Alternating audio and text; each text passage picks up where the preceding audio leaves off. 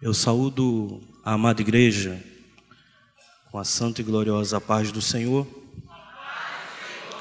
Com a permissão do pastor, eu gostaria que a igreja ficasse de pé para fazermos a leitura da palavra de Deus. Gostaria que os irmãos abrissem a Bíblia no capítulo 26 do livro do Gênesis. Capítulo 26, estaremos lendo do 1 ao 6.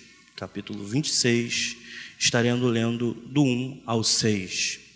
Enquanto os irmãos procuram, eu gostaria de externar a minha alegria por mais essa oportunidade que Deus me dá de poder fazer menção da sua palavra.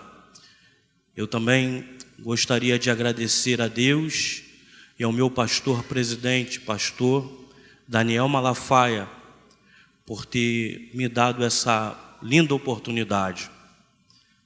Também agradeço a Deus pela vida da minha esposa, Vanessa Alves. Gostaria de te dizer que te amo e o meu ministério é fruto das suas orações. Muito obrigado.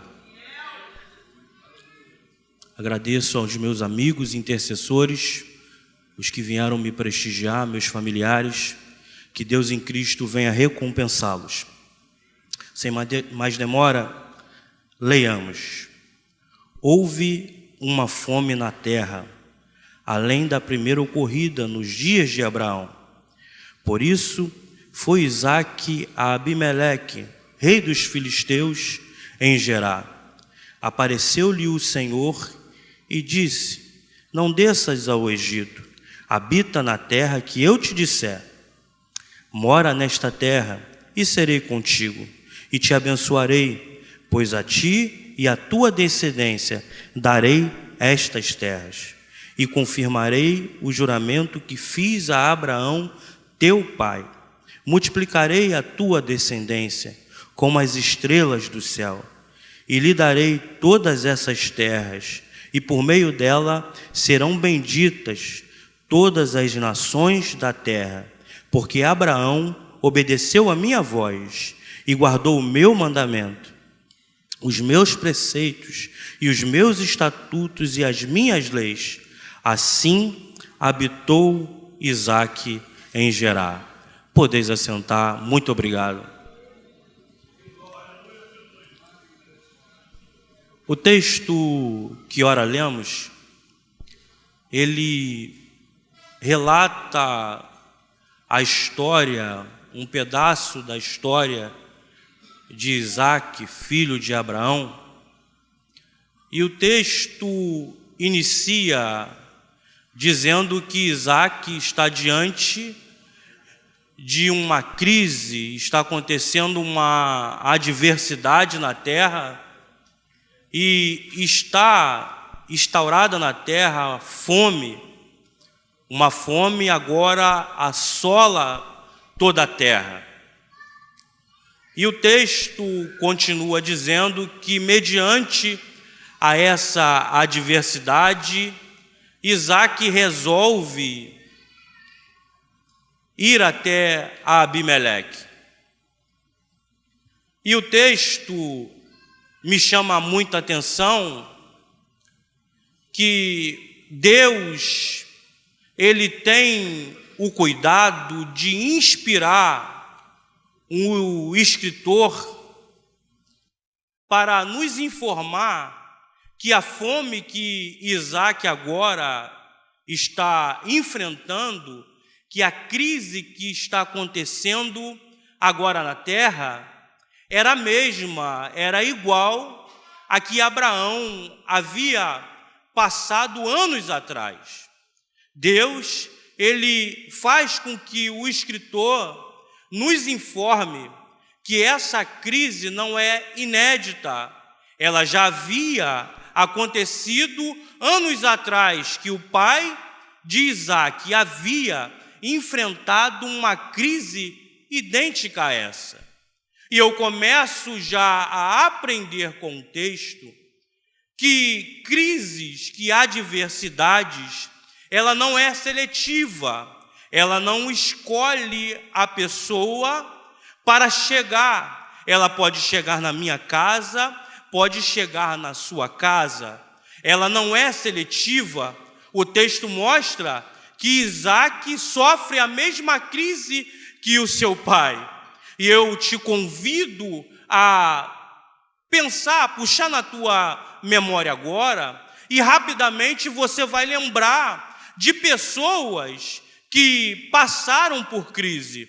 Eu creio que você não vai precisar fazer grande esforço para se lembrar de uma pessoa próxima que estava tudo bem e de repente se deparou com a crise. Uma palavra ao contrário do médico, o trabalho estava tudo bem e de repente essa pessoa foi desligada da empresa.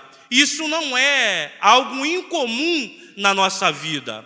A adversidade, ela chega e não avisa que vai chegar. Mas o que vai nos diferenciar dessas crises é a forma que nós vamos enfrentá-la. A forma que você vai enfrentar, que você vai olhar a crise, é que vai te fazer diferente dos demais que assim estão enfrentando.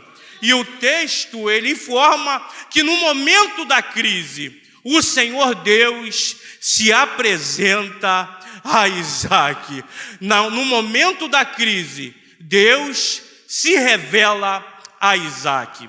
Eu aprendo que a fidelidade, a nossa retidão diante de Deus, ela não nos dá imunidade contra as adversidades da vida.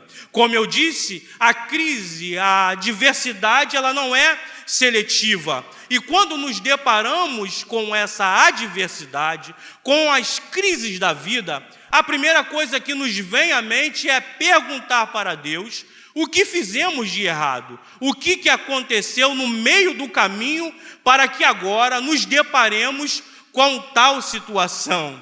Mas eu quero te dizer nesta noite, te afirmar que a fidelidade, a nossa fidelidade, não nos dá imunidade contra as adversidades da vida. Muito pelo contrário, as nossas adversidades nos credencia a passarmos pelas dificuldades, pelas provações da vida. Como assim, Josué?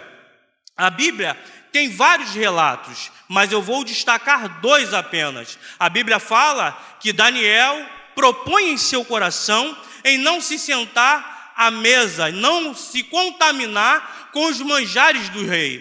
Por causa da sua fidelidade, por causa da sua determinação, Daniel foi jogado à cova dos leões. A sua fidelidade o levou à cova dos leões. Também a Bíblia relata a história de 3 jovens mais conhecidos como Sadraque, Mesaque e Abidnego. A sua fidelidade, esses 3 jovens, também resolvem não se sentar à mesa e não se contaminar com os manjares. A sua determinação fez com que o rei determinasse que eles fossem jogados em uma fornalha de fogo. Aí você me pergunta, Josué, a fidelidade não nos dá imunidade contra as adversidades da vida. Então, por que eu ser fiel? Qual é o objetivo da minha fidelidade? Eu quero começar a profetizar sobre a tua vida nesta noite. A tua fidelidade pode não te livrar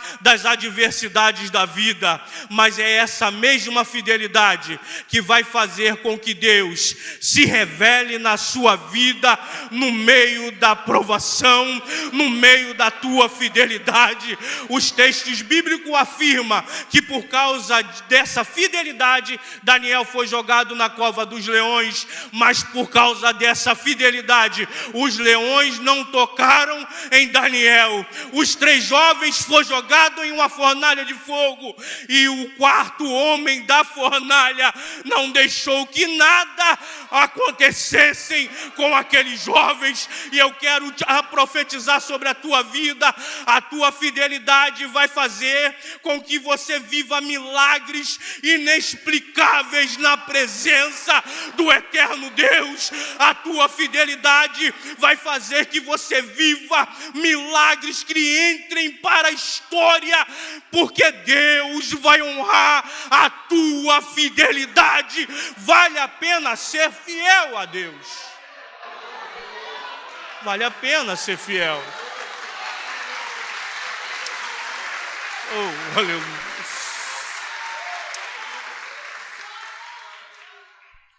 A crise, ela nos traz alguns sentimentos. Porque, como eu disse, a crise ela não avisa que vai chegar. Ela simplesmente chega. E nos pega de surpresa. E o texto, ele nos mostra que Isaac ele já estava decidido a descer para o Egito, porque o Egito era onde estava tendo alimento no momento. Era lá que Isaac aparentemente ia resolver o seu problema da fome. Porém, no meio dessa decisão, Deus se apresenta para Isaac e diz para ele. A primeira palavra que Deus fala para Isaac é um não. Não desça ao Egito. Fique na terra que eu te disser, porque eu vou te abençoar e multiplicarei a tua descendência. No momento da crise, o que mais queremos é resolver essa crise imediatamente. Porque uma adversidade, ela nos causa incômodo. Muitas pessoas não conseguem trabalhar, não conseguem raciocinar direito, preocupado com a adversidade que agora chegou em sua casa. E é então que surgem pensamentos de solução imediata para este problema. E uma vez eu ouvi de um pastor e guardei comigo que Satanás, ele fica à porta da nossa necessidade. Ele fica esperando a sua necessidade para te fazer algumas propostas dentro daquilo que você está precisando no momento.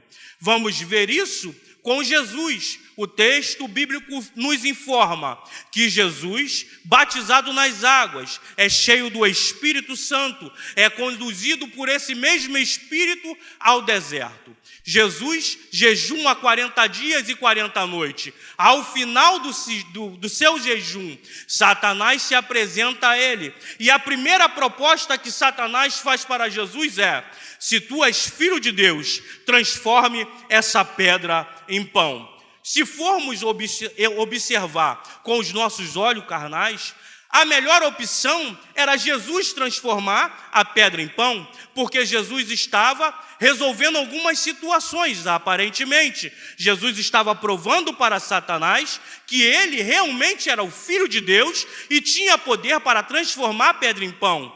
Jesus estaria resolvendo o seu problema da fome, do jejum de 40 dias. Eu transformo a pedra em pão. Mostro para ele que eu sou o Filho de Deus e me alimento, que é o que eu preciso no momento.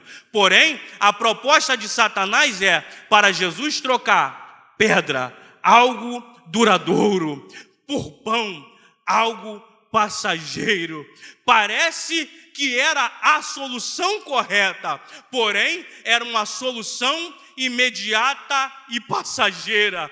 E eu quero te dizer nesta noite, talvez você tenha entrado aqui por essas portas, olhando para o Egito e decidido descer a ele, pensando em desistir do seu casamento, pensando em desistir do teu ministério, pensando em desistir do teu trabalho, do teu emprego.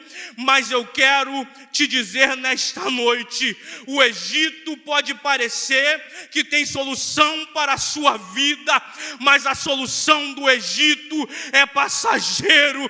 Parece que você vai resolver os teus problemas nas drogas, na bebida, seja lá o que for, mas vai passar essa noite e amanhã você vai acordar e os problemas vão ser maiores do que você começou a beber, do que você entrou nas drogas. Eu quero te dizer nesta noite: pare agora e fique no lugar que Deus mandou que você fique. Não abra mão do teu ministério, não abra mão da tua família, não abra mão do teu emprego, não abra mão dos projetos de Deus na tua vida. Foi Ele que te prometeu e Ele é fiel para cumprir.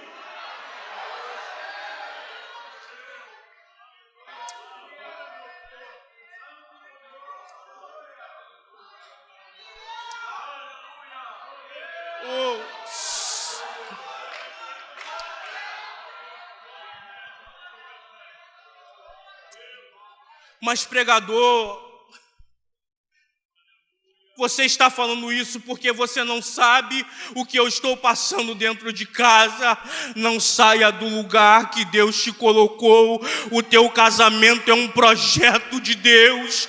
Deus vai te honrar na tua fidelidade.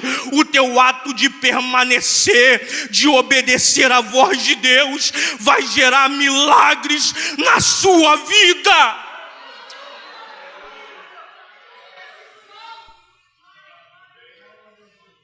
Isaac ouve a voz de Deus e não desce para o Egito. O texto afirma que Isaac, ele pede a Abimeleque para ficar em Gerar. Gerar era uma terra de filisteus.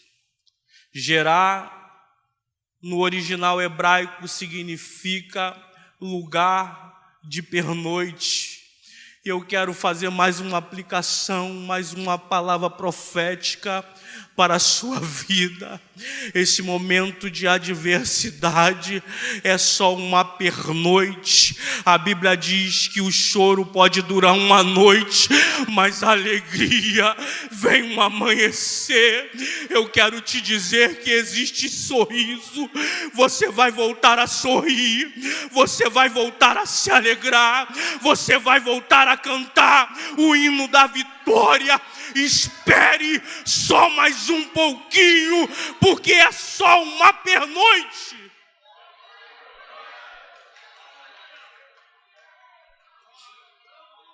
É coisa rápida. Aleluia.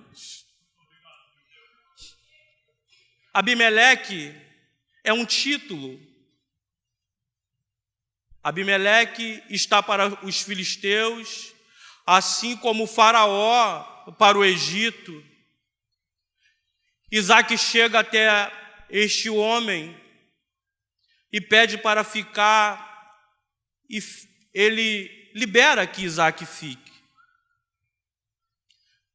Isaac, quando ele fica em Gerar, ele começa a semear.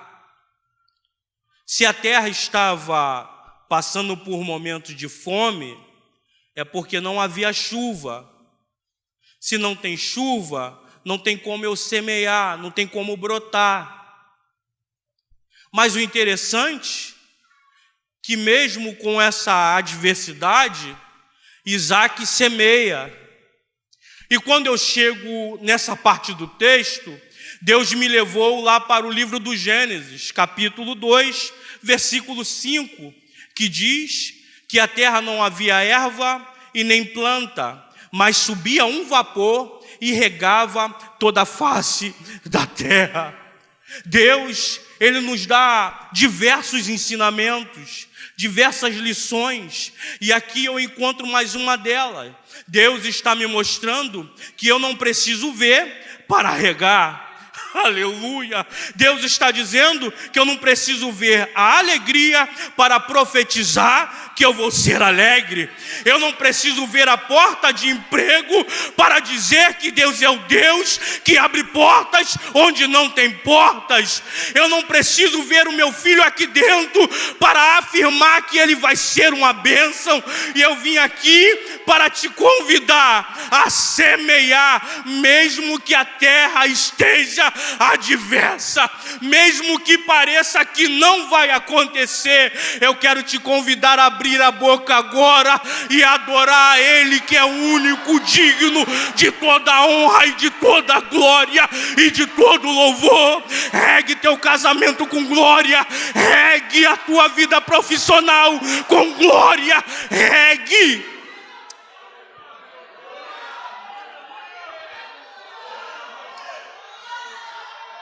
Oh, aleluia!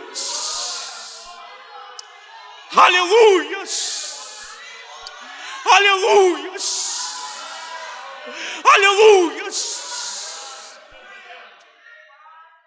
A terra era imprópria. A terra não germinava, mas Isaac semeou. E o que você está esperando para semear?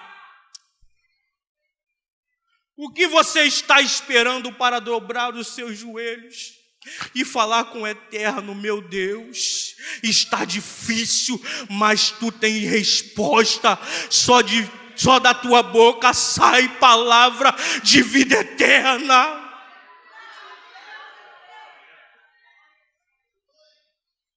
Atitudes diferentes chamam a atenção de Deus. Atitudes diferentes, seguida com obediência, chamam a atenção de Deus. Me prove, Josué. Cego de Jericó. O homem estava sentado à entrada da cidade. Ele escuta um barulho. Ele pergunta: que barulho é esse? Falam para ele: é Jesus de Nazaré. Ele poderia muito bem chamar Jesus da mesma forma que informam quem está passando, mas ele resolve ter uma atitude diferente da multidão. Ele começa a gritar: Jesus, filho de Davi, tenha misericórdia de mim. Jesus, filho de Davi, tenha misericórdia de mim. O resultado, Jesus para e manda chamar aquele homem. Se você tomar uma decisão, uma atitude diferente diante de Jesus essa noite, Jesus vai parar para te dar uma atenção diferente. Atitude diferente.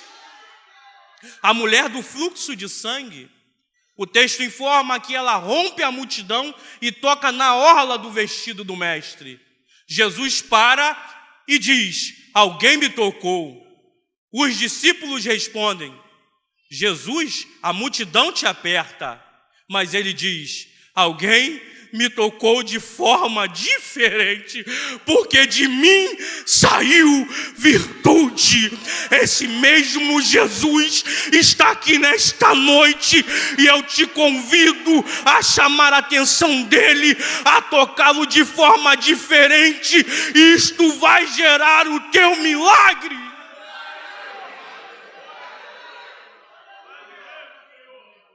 Terra imprópria, semeia. Terra imprópria, atitude diferente dos homens. O que acontece? Isaac é abençoado 100 vezes mais do que aqueles homens. Agora, está tudo bem? Não.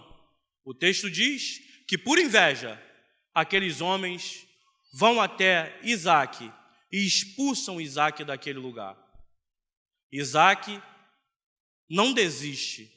Ele desce para o vale de Gerar.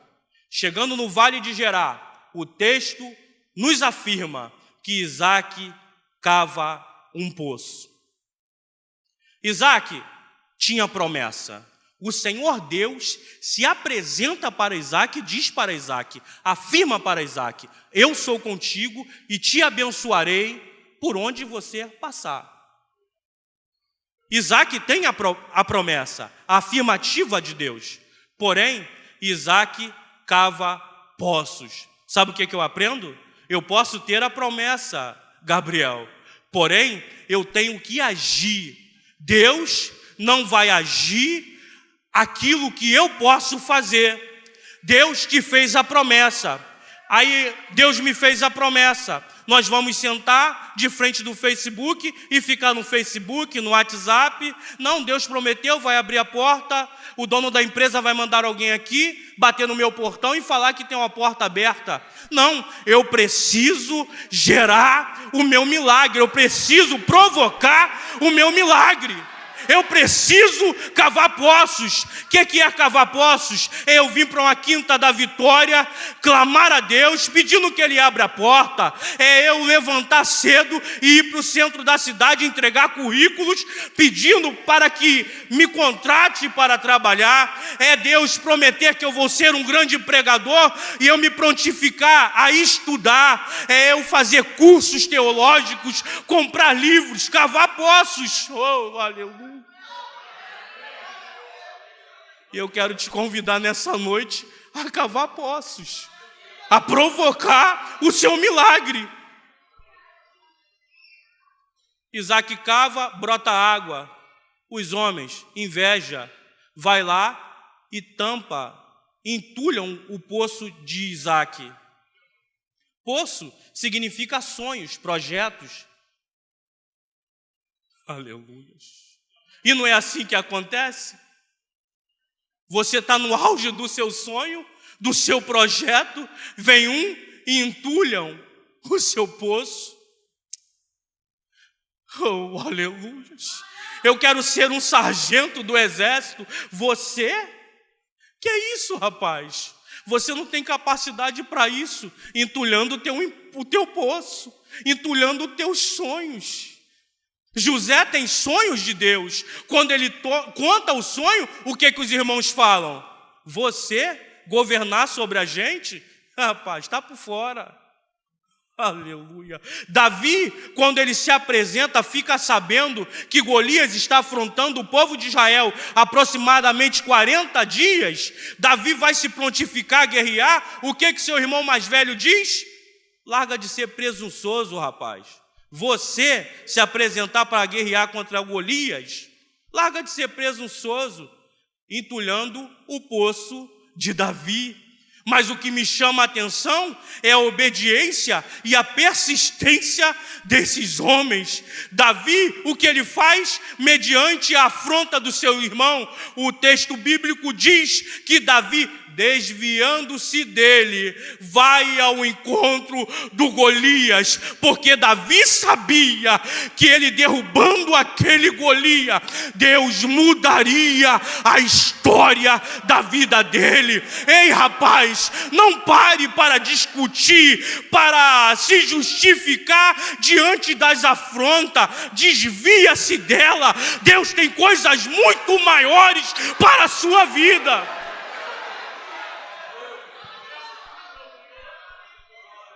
Entulha um poço, cava outro. Entulha, cava outro. Aleluia. Oh, Espírito Santo.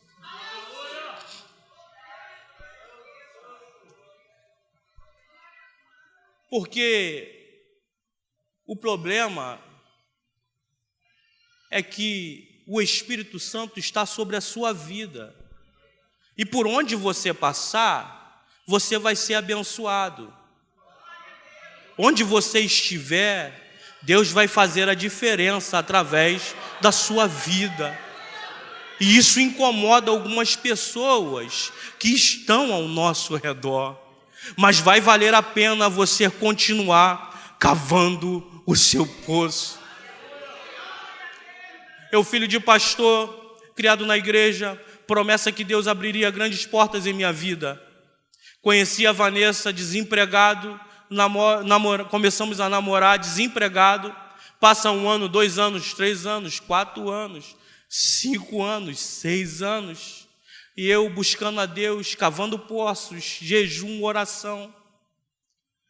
E quando, faltando 3 meses para o nosso casamento, Deus cumpre a promessa. Abre uma porta, uma grande porta em minha vida. Chego no meu setor de trabalho. No primeiro dia, o que eu mais ouço dentro da empresa, o meu colega de empresa está aqui, sabe do que eu estou falando. E quando eu chego lá, a primeira coisa que me falam é que eu caí no pior setor da empresa. Aleluia. Só que eu não recebi aquela palavra. Eu falei, eu vou cavar um poço. Eu sei que vai brotar água deste poço. Passou-se 3 anos. Eu comecei a estudar, impulsionado por um colega, e fui o primeiro do meu setor a ser promovido para um outro setor. Aleluia. Vale a pena ser fiel, vale a pena ir em busca dos seus sonhos. Com a permissão do pastor, eu gostaria que a igreja ficasse de pé.